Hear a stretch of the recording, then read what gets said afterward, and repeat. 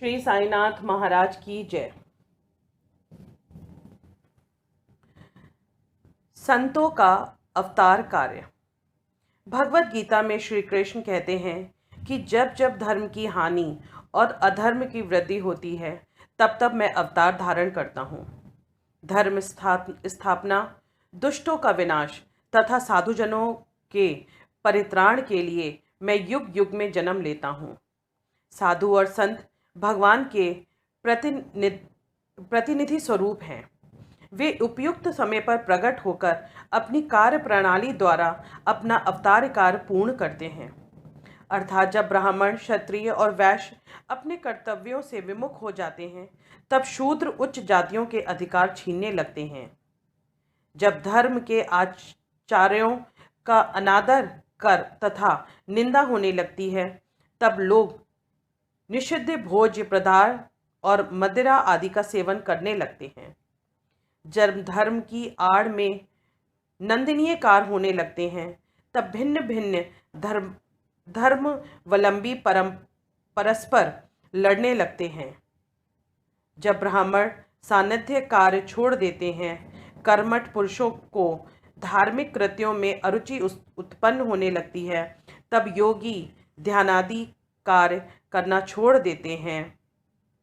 जब जन साधारण की ऐसी धारणा हो जाती है कि केवल धन, संतान और स्त्री ही सर्वस्व है तथा इस प्रकार जब लोग सत्य मार्ग से विचलित होकर अंधपतन की ओर अग्रसर होने लगते हैं तब संत प्रकट होकर अपने उपदेशों और आचरणों के द्वारा धर्म की स्थापना करते हैं। वे समृद्ध के ज्योति स्तंभ की तरह हमारा उचित मार्गदर्शन करते तथा सत्य पथ पर चलने की प्रेरित करते हैं। इसी मार्गों पर अनेक संत निवृत्तनाथ, ज्ञानदेव, मुक्ताबाई, नामदेव, ज्ञानदेव, गोरा, गौड़ाई, एकनाथ, तुकाराम, नरहरि, नरसी भाई, सजन कसाई, सनवांता माली और रामदास तथा कई अन्य संत सत्य मार्ग का दिग्दर्शन करने के हेतु भिन्न भिन्न अवसरों पर प्रकट हुए और इन सबके पश्चात शिरडी में श्री साईं बाबा का अवतार हुआ। पवित्र तीर्थ शिरडी अहमदनगर जिले में गोदावरी तट नदी के तट पर बड़े ही भाग्यशाली हैं, जिन पर अनेक संतों का जन्म धारण किया और अनेक संतों ने वहां आश्रय पाया। ऐसे संतों में श्री ज्ञानेश्वर महाराज प्रमुख थे। शिरडी अहमदनगर जिले के कोपरगांव तालुका में है। गोदावरी नदी पार करने के पश्चात मार्ग सीधा शिरडी को जाता है। 8 मील चलने पर जब आप नीम गांव पहुंचेंगे तो वहां से शिरडी दृष्टिगोचर होने लगेगी।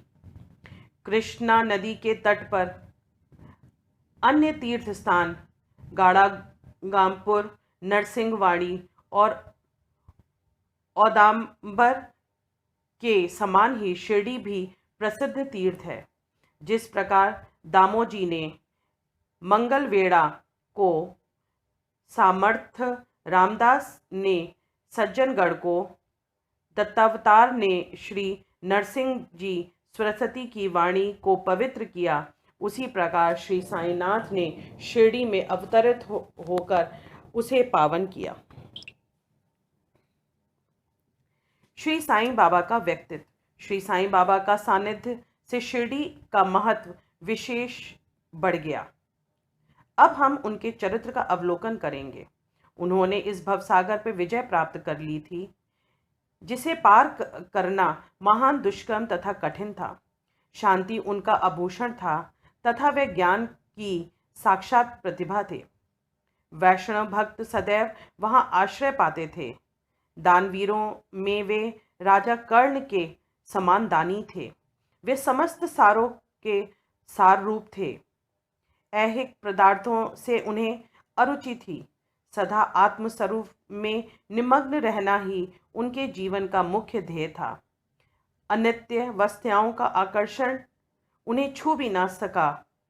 उनका हृदय शीशे के सदृश उज्जवल था। उनके श्रीमुख से सदैव अमृत वर्षा होती थी। अमीर और गरीब के लिए दोनों एक समान थे। मान अपमान की उन्हें किंचित मात्र भी चिंता ना थी। वे निर्भय होकर संभाषण करते, भांति भांति के लोगों से मिलजुल कर रहते, नृत्यकियाओं का अभिनय व नृत्य देखते व गजल कवालियां भी सुनते थे। इतना सब करते हुए भी उनकी समाधि किंची मात्र भी भंग न होती थी।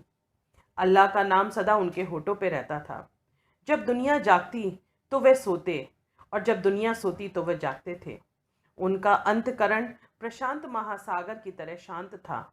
ना उनके आश्रम का कोई निश्चय कर सकता था, और ना उनकी कार्य प्रणाली का अथा अंत पा सकता था। कहने के लिए तो वह एक स्थान पर निवास करते थे, परंतु विश्व के समस्त व्यवहारों व व्यापारों का उन्हें भली भांति ज्ञान था। उनके दरबार में का रंग ही निराला था। वे प्रतिदिन अनेक किंवदंतियों के कहते थे, परंतु उनकी अखंड शांति किंचित मात्र भी विचलित न होती थी। वे सदा मस्जिद की दीवार के सहारे बैठे रहते थे तथा प्रातः, मध्य व सायंकाल लैंडी व चावड़ी की ओर वायु सेवन करने जाते थे तो सदा आत्म स्थिर हो जाते थे। स्वतः सिद्ध होकर भी वे साधकों के समान आचरण करते थे। वे विनम्र, दयालु और अभिमान रहित थे। उन्होंने सबको सदा सुख से पहुंचाया। ऐसे थे श्री साईं बाबा, जिनके श्री चरणों का स्पर्श कर शिरडी पावन बन गई। उनका महत्व असाधारण हो गया। जिस प्रकार ज्ञानेश्वर ने आलंदी और एकनाथ के पैठण का उत्पादन किया, वही गीत श्री साईं बाबा द्वारा शिरडी को प्राप्त हुई। शिरडी में फूल, पत्ते, कंकड़ और पत्थर भी धन्य हैं, जिन्होंने श्री साईं चरण भुजों का चुंबन तथा उनके चरण रज मस्तक पर धारण करने का सौभाग्य प्राप्त हुआ। भक्तगण को शिरडी एक दूसरा पंढरपुर, जगन्नाथपुरी, द्वारका, बनारस, महाकालेश्वर तथा गोकर्ण महाबलेश्वर बन गया। श्री साईं का दर्शन करना ही भक्तों का वेद मात्र था, जिसके परिणाम स्वरूप असत्य घटनाएं और आत्मदर्शन का पथ सुगम होता था। उनका श्री दर्शन ही योग साधना था, और उनसे वार्तालाप करने से समस्त पाप नष्ट हो जाते थे। उनका पाद सेवन करना ही त्रिवेणी स्नान के समान था, तथा चरण मृत पान करने मात्र से ही समस्त इच्छाओं की तृप्ति हो जाती थी। उनकी आज्ञा हमारे लिए वेद सदृश थी। प्रसाद तथा उदी ग्रहण करने से चित्त की शुद्धि होती थी। वे ही हमारे राम और कृष्ण थे।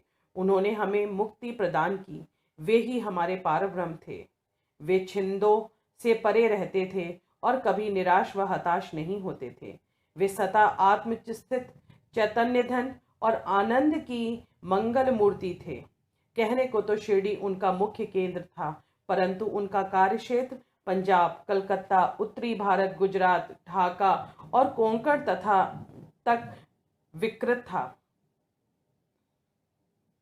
श्री साईं बाबा की कीर्ति दिन प्रतिदिन चहुं ओर फैलने लगी, और जगह जगह से दर्शनार्थ आकर उनके भक्त लाभ उठाने लगे। केवल दर्शन से ही मनुष्य, चाहे वो शुद्ध अथवा अशुद्ध हृदय के हों, के चित्त में परम शांति मिलती थी। उन्हें उसी आनंद का अनुभव होता था जैसे कि पंढरपुर में श्री विट्ठल के दर्शन से होता था। यह कोई अतिशयोक्ति नहीं है। देखिए, एक भक्त ने यही अनुभव पाया है। गौली बुआ लगभग 18 वर्ष के वयोवृद्ध भक्त, जिनका नाम गौली बुआ था, पंडरी के एक वरकरी थे। वे 8 मास पंढरपुर और 4 मास गंगा तट पर निवास करते थे। सामान ढोने के लिए वे एक गधे को अपने पास रखते और वह एक शिष्य भी सदैव उनके साथ रहता था। वे प्रतिवर्ष वारी लेकर पंढरपुर जाते व लौटते समय श्री बाबा के दर्शनार्थी शिरडी आते थे। बाबा पर उनका अगाध प्रेम था। वे बाबा की ओर एकटक निहारते और कह उठते थे कि यह तो श्री पंढरनाथ श्री विट्ठल का अवतार हैं, जो अनाथ नाथ दीन दयालु और दीनों के नाथ हैं। गौली बाबा श्री विट्ठल के परम भक्त थे। उन्होंने अनेक बार पंडुरी की यात्रा की तथा प्रत्यक्ष अनुभव किया था कि श्री साईं बाबा सचमुच में ही पंढरनाथ है। विट्ठल स्वयं प्रकट हुए। श्री साईं बाबा की ईश्वर चिंतन और भक्तों की में विशेष अभिरुचि थी। वे सदैव अल्लाह मालिक पुकारते तथा भक्तों को कीर्तन सप्ताह करवाते थे। इसे नाम सप्ताह भी कहते हैं। एक बार उन्होंने दासगढ़ों के कीर्तन सप्ताह करने की आज्ञा दी। दासगढ़ों ने बाबा से कहा कि आपकी आज्ञा मुझे शिरोधार्य है, परंतु इस बात का आश्वासन मिलना चाहिए कि सप्ताह के अंत में विट्ठल अवश्य प्रकट होंगे। बाबा ने अपना हृदय स्पर्श करते हुए कहा कि विट्ठल अवश्य प्रकट होंगे, परंतु साथ ही भक्तों में श्रद्धा व तीव्र उत्सुकता का होना भी अनिवार्य है। ठाकुरनाथ की डंकपुरी, विट्ठल की पंडरी, रण छोड़ की द्वारका, यही तो है। किसी को दूर जाने की आवश्यकता नहीं है। क्या विट्ठल कहीं बाहर से आएंगे? वे तो यहीं विराजमान हैं। जब भक्तों में प्रेम व भक्ति के स्रोत प्रभावित होगा तो विट्ठल स्वयं ही यहाँ प्रकट हो जाएंगे। सप्ताह समाप्त होने के बाद विट्ठल भगवान इस प्रकार प्रकट हुए। काका साहेब दीक्षित सदैव की भांति स्नान करने के पश्चात जब ध्यान करने को बैठे तो उन्हें विट्ठल के दर्शन हुए। दोपहर के समय जब वे बाबा के दर्शनार्थी मस्जिद पहुंचे तो बाबा ने उनसे पूछा, क्यों विट्ठल पाटिल आए थे ना? क्या तुमने उनके दर्शन किए? वे बहुत चंचल हैं, उनकी दृढ़ता से पकड़ लो। यदि थोड़ी सी असावधानी हुई तो वे बचकर निकल जाएंगे। यह प्रातः काल की घटना थी और दोपहर के समय उन्हें पुनः दर्शन हुए। उसी दिन एक चित्र बेचने वाला बिठोबा से 25-30 चित्र लेकर वहां बेचने के लिए आया। यह चित्र ठीक वैसा ही हुआ जैसा कि काका साहेब दीक्षित के ध्यान का दर्शन किए थे। चित्र देखकर और बाबा के शब्दों का स्मरण कर काका साहेब को बड़ा विस्मय और प्रसन्नता होने लगी। उन्होंने एक चित्र सहर्ष खरीद लिया और उसे अपने देवघर में प्रतिष्ठित कर दिया। ठाणा के अवकाश प्राप्त मामलतदार श्री बीवी देव ने अपने अनुसंधान के द्वारा यह प्रमाणित कर दिया था कि शिरडी पंढरपुर की परिधि में आती है। दक्षिण में पंढरपुर श्री कृष्ण की प्रसिद्ध स्थान तथा शिरडी ही द्वारका है। द्वारका की एक विख्यात व्याख्या सुनने में आई है कि के नारायण आयर द्वारा लिखित भारतवर्ष की स्थायी इतिहास में स्कंद पुराण में उदित की गई है। जो स्थान चारों वर्णों के लोगों को धर्म, अर्थ, काम, मोक्ष के लिए सुलभ हो, दार्शनिक लोग उसे द्वारका के नाम से पुकारते हैं। शिरडी में बाबा की मस्जिद केवल 4 वर्णों के लिए ही नहीं अपितु दलित, अस्पृश्य और भागोजी शिंदे जैसे कोड़ी आदि के लिए खुली हुई है। अतः शिरडी को द्वारका कहना ही सर्वथा उचित है। भगवंतराव क्षीर सागर की कथा। श्री विट्ठल पूजन में बाबा को कितनी रुचि थी, यह भागवंतराव क्षीर सागर की कथा से स्पष्ट है। भागवंतराव के पिता विठोबा के परम भक्त थे, जो प्रतिवर्ष पंढरपुर के वारी लेकर जाते थे। उनके घर में विठोबा की एक मूर्ति थी जिसकी वे नित्य प्रति पूजा किया करते थे। उनकी मृत्यु के पश्चात उनके पुत्र भागवंतराव ने वारी, पूजन, श्रद्धा इत्यादि समस्त कार्य करना छोड़ दिया। जब भगवंतराव शिरडी आए तो बाबा उन्हें देखते ही कहने लगे इनके पिता मेरे परम मित्र थे, इसी कारण इन्हें यहाँ बुलाया है। इन्होंने कभी नैवेद्य अर्पण नहीं किया और मुझे और बिट्ठलों को भूखा मारा है, इसलिए मैंने इन्हें यहाँ आने के लिए प्रेरित किया। अब मैं इनसे हठ पूर्वक पूजा का लाभ लूंगा। दासगुरु का प्रयाग स्थान। गंगा और यमुना नदी के संगम पर प्रयाग प्रसिद्ध पवित्र तीर्थ स्थान है। हिंदुओं की ऐसी भावना है कि वहां स्नान आदि करने से समस्त पाप नष्ट हो जाते हैं। इसी कारण प्रत्येक वर्ष पर सहस्त्र भक्तगण वहां जाते हैं और स्नान का लाभ उठाते हैं। एक बार दासगणों ने भी वहां जाकर स्नान करने का निश्चय किया। इस विचार से वे बाबा की आज्ञा लेने उनके पास गए। बाबा ने कहा, इतनी दूर व्यर्थ भटकने से क्या आवश्यकता, अपना प्रयाग तो यही है, मुझ पर विश्वास करो। आश्चर्य, महान आश्चर्य। जैसे ही दासगुरु बाबा के चरणों में नत हुए तो बाबा के श्री चरणों से गंगा जमुना की धारा वेग से प्रभावित होने लगी। यह चमत्कार देखकर दासगुरु का प्रेम और भक्ति उमड़ पड़ी। आंखों से आंसू की धारा बहने लगी।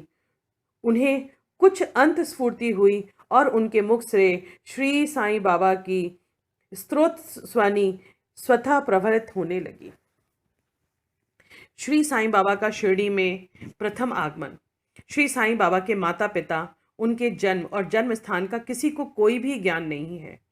इस संबंध में बहुत छानबीन की गई। बाबा से तथा अन्य लोगों से भी इस विषय में पूछताछ की गई, परंतु कोई भी संतोषप्रद उत्तर अथवा सूत्र हाथ न लग सका। यथार्थ में हम लोग इस विषय में सर्वथा अभिज्ञ हैं। नामदेव और कबीरदास जी का जन्म अन्य लोगों की भांति नहीं हुआ था। वे बाल रूप में प्रकृति की गोद में पाए गए थे। नामदेव भीमरथी नदी के तीर पर गोनाई को और कबीर भागीरथी नदी के तीर पर तामल के पेड़ हुए मिले थे, और ऐसा ही श्री साईं बाबा के संबंध में भी है। वे शिरडी में नीम वृक्ष के तले 16 वर्ष की तरुणावस्था में स्वयं भक्तों के कार्यार्थक प्रकट हुए थे। उस समय भी वे पूर्ण ब्रह्मज्ञानी प्रतीत होते थे। स्वप्न में ही उनकी लौकिक पदार्थों की इच्छा नहीं थी। उन्होंने माया को ठुकरा दिया था और मुक्ति चरण में लौटी थी। शिरडी ग्राम की एक वृद्ध स्त्री नाना चोपदार की मां ने उनका इस प्रकार वर्णन किया। एक तरुण, स्वस्थ, फुर्तीला तथा अति रूपवान बालक सर्वप्रथम नीम वृक्ष के नीचे समाधि में लीन दिखाई पड़ा। सर्दी व गर्मी की उसे किंचित मात्र भी चिंता न थी। उन्हें इतनी अल्प आयु में इस प्रकार कठिन तपस्या करते देखकर लोगों को महान आश्चर्य हुआ। दिन में वे किसी से भेंट नहीं करते थे, वह रात्रि में निर्भय होकर एकांत में घूमते थे। लोग आश्चर्यचकित होकर पूछा करते थे कि इस युवक कहाँ से आया है, इसके आगमन का क्या हुआ। उसकी बनवाट तथा आकृति कितनी सुंदर थी कि एक बार देखने मात्र से लोग आकर्षित हो जाते थे। वे सदा नीम वृक्ष के नीचे बैठे रहते थे और किसी के द्वार पर ना जाते थे। यद्यपि वे देखने में युवक प्रतीत होते थे, परंतु उनका आचरण महात्माओं के से सदृश था। वे त्याग व वैराग्य के साक्षात प्रतीक थे। एक बार एक आश्चर्यजनक घटना हुई। एक भक्त को भगवान खंडोबा का संचार हुआ। लोगों ने शंका निवारण स्तर उनसे प्रश्न किया कि हे देव, कृपया बतलाइए कि ये किस भाग्यशाली पिता की संतान है और इनका कहाँ से आगमन हुआ है। भगवान खंडोबा ने एक कुदाली मंगवाई और एक निदृष्टि स्थान पर खोदने का संकेत किया। जब वह स्थान पूर्ण रूप से खोद गया तो वहां एक पत्थर के नीचे ईंट पाई गई। पत्थर को हटाते ही एक द्वार दिखा जहां 4 द्वीप जल रहे थे। इन दरवाजों का मार्ग एक गुफा को जाता था, जहां गौमुखी आकार की इमारत लकड़ी के तख्ते, मलाय आदि दिखाई पड़ी। भगवान खांडोबा कहने लगे कि इस युवक ने इस स्थान पर 12 वर्ष तपस्या की है। तब लोग युवक से प्रश्न करने लगे, परंतु उसने यह कहकर बात टाल दी कि यह मेरे गुरु की पवित्र भूमि है, अथवा मेरा पूजन स्थान है। तब लोगों ने उस दरवाजे को पूर्वतः बंद कर दिया। जिस प्रकार अश्वत्थ तथा औदंबर वृक्ष पवित्र माने जाते हैं, उसी प्रकार बाबा ने इस नीम वृक्ष को उतना ही पवित्र माना और प्रेम किया। महालसापति तथा शिरडी के अन्य भक्त इस स्थान को बाबा के गुरु की समाधि स्थान मानकर सदैव नमन किया करते हैं। 3 वाड़े। नीम वृक्ष के आसपास की भूमि श्री हरि विनायक साठे ने मोल ले ली और उस स्थान पर एक विशाल भवन का निर्माण किया, जिसका नाम साठेवाड़ा रखा गया। बाहर से आने वाले यात्रियों के लिए यह वाड़ा ही एकमात्र विश्राम स्थान था, जहां सदैव भीड़ लगी रहती थी। नीम वृक्ष के नीचे चारों ओर कबूतर बांध गया। नीम वृक्ष के चारों ओर एक चबूतरा बांधा गया। सीढ़ियों के नीचे दक्षिण की ओर एक छोटा सा मंदिर, जहां भक्त लोग चबूतरे के ऊपर उत्तरामुखी होकर बैठते थे। ऐसा विश्वास किया जाता है कि जो भक्त गुरुवार और शुक्रवार की संध्या को वहां धूप अगरबत्ती आदि सुगंधित पदार्थ जलाते हैं, वे ईश कृपा से सदैव सुखी होंगे। यह वाड़ा बहुत पुराना तथा जीर्ण शीर्ण स्थिति में था तथा इसके जीर्णोद्धार का नितांत आवश्यकता थी, जो संस्थान द्वारा पूर्ण कर दी गई। कुछ समय के पश्चात एक दूसरे वाड़े का निर्माण हुआ, जिसका नाम दीक्षित वाड़ा रखा गया। काका साहेब दीक्षित कानून सलाहकार जब इंग्लैंड में थे, तब वहां उन्हें किसी दुर्घटना से पैर में चोट आ गई। उन्होंने अनेक उपचार किए, परंतु पैर अच्छा ना हो सका। नाना साहेब चंदोरकर ने उन्हें बाबा की कृपा प्राप्त करने के लिए परामर्श दिया। इसलिए उन्होंने 1909 में बाबा के दर्शन किए। उन्होंने बाबा से पैर के बदले अपने मन की पंगुता दूर करने की प्रार्थना की। बाबा के दर्शन से उन्हें इतना सुख प्राप्त हुआ कि उन्होंने स्थायी रूप से शिरडी में रहना स्वीकार कर लिया, और इसी कारण उन्होंने अपने भक्तों के हेतु एक वाड़े का निर्माण कराया। इस भवन का शिलान्यास किया गया। उसी दिन अन्य 2 विशेष घटनाएं घटी। श्री दादा साहेब को घर वापस लौटने की अनुमति प्राप्त हो गई और चावड़ी की रात्रि को आरती प्रारंभ हो गई। कुछ समय में वाड़ा संपूर्ण रूप से बन गया और रामनवमी के शुभ अवसर पर इसका यथाविधि उद्घाटन किया गया। उसके बाद एक और वाड़ा मानो एक शाही भवन नागपुर के प्रसिद्ध श्रीमांत बूटी ने बनवाया। इस भवन के निर्माण में बहुत धनराशि लगाई गई। उनकी समस्त निधि सार्थक हो गई, क्योंकि बाबा का शरीर अब वहीं विश्रांति पा रहा है और फिलहाल वह समाधि मंदिर के नाम से विख्यात है। इस मंदिर के स्थान पर पहले एक बगीचा था, जिसमें बाबा स्वयं पौधे को सींचते और उनकी देखभाल किया करते थे। जहां पहले एक छोटी सी कुटी भी नहीं थी, वहां 3 वाड़ों का निर्माण हो गया। इन सब में साठेवाड़ा पूर्व काल में बहुत ही उपयोगी था।